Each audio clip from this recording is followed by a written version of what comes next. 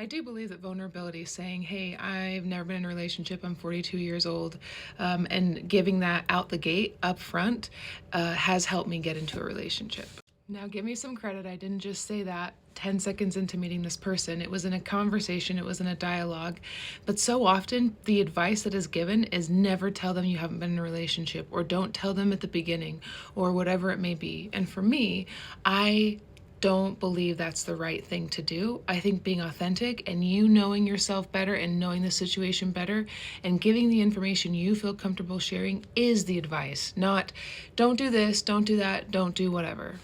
The part about vulnerability that I think is never talked about is how much introspection you need to have in order to be vulnerable, and that it's a skill that you practice even within yourself. Vulnerability isn't me just unloading on people, or what they say, trauma dumping, which I hate that term. That's not vulnerability. These are all just my opinions, by the way.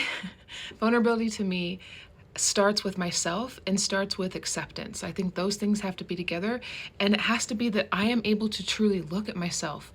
Good, bad, ugly, dirty, whatever it may be, I need to stand there and face it in myself before I can then be vulnerable in a situation with others.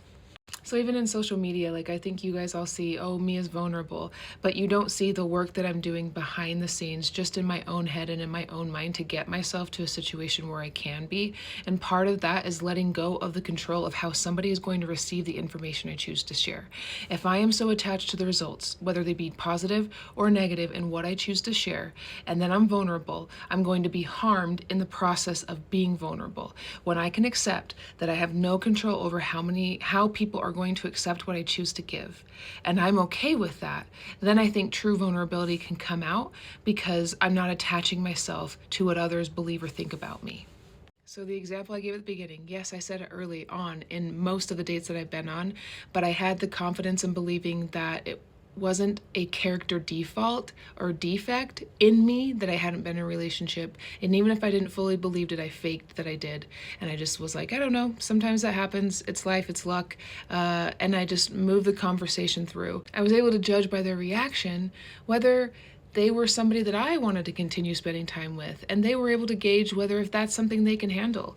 I don't hold any ill will if somebody can't handle the fact that I haven't been in a relationship, but I like that information early because then I can cut ties and I can move on to the next and try to find that person who could understand me and see all of me. And that's the part that I think we don't do, is the introspection work beforehand to be okay with whatever might come. So, wish you luck in your vulnerability journey. It is a beast, but you got this.